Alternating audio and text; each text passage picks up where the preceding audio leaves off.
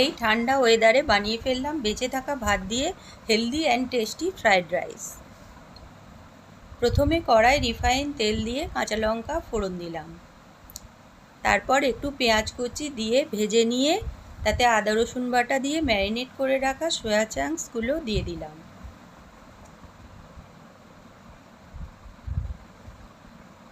তারপর একটু ফ্রাই করে নিলাম।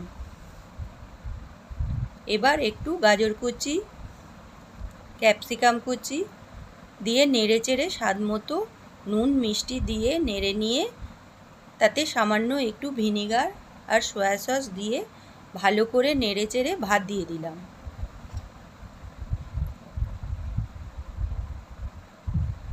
এবার ভাত দেওয়ার পর সমস্তটা ভালো করে মিশিয়ে ফ্রাই করে নিলাম।